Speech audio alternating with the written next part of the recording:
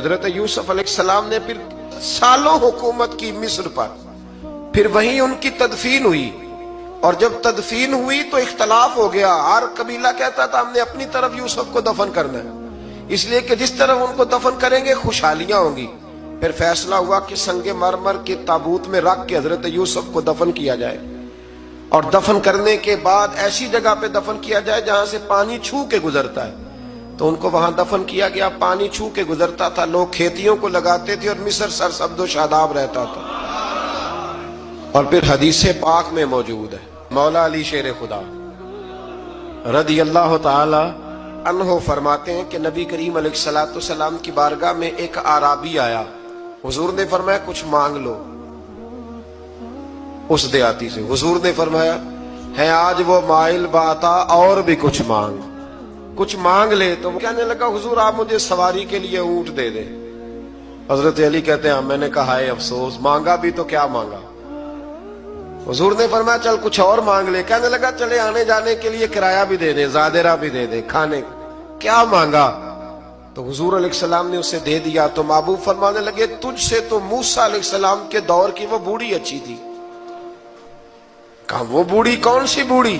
تو حضور علیہ السلام فرمانے لگے رب کریم نے حضرت موسیٰ کو حکم دیا کہ جب آپ مصر سے نکلیں تو حضرت یوسف کی قبر کو کھود کر ان کا تابوت بھی ساتھ لے جائیں۔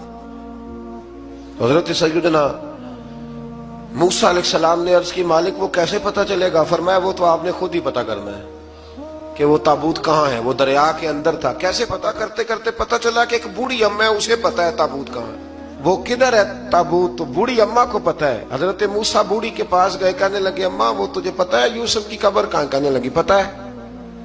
تو کہا اماں پھر بتا دو۔ کہنے لگے مفت میں بتا دوں، نبی کے مزار کا ایڈریس اور فری میں بتا دوں، یہ کیسے ہو سکتا ہے؟ تو حضرت سیدنا موسیٰ فرمانے لگے چل قیمت لے، طبرانی کی حدیث ہے، حضور بیان فرماتے ہیں۔ حضرت موسیٰ کہنے لگے بتا کیا لے گی؟ کہنے لگی مجھے نہ جنت میں وہ والا مکان دلائیں جس کے پڑوسی موسیٰ علیہ السلام ہو، میری اور آپ کی دیوار کٹھی ہو، کیا عقیدہ کند اللہ اکبر۔ تو حضرت موسیٰ کہنے لگے چل اماں مہربانی کر جنت مانگ لے، اب تو پڑوس ہی مانگنے لگ گئی ہے، تو اب نبیوں کا درجہ تو بڑا ہوگا، تو دینے والا اللہ ہے، میں دعا کرتا ہوں۔ تو کہنے لگی جی ٹھیک ہے، اگر آپ نہیں دیتے تو میں ایڈریس نہیں بتاتی۔ تو حضور فرمانے لگے اس سے تو وہ اچھی تھی۔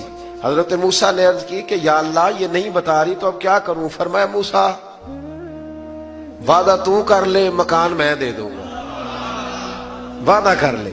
تو حضرت سیدنا یوسف کا مرتبہ دیکھیے کہ ان کے مزار کا پتہ بتانے کے لیے، مزار کا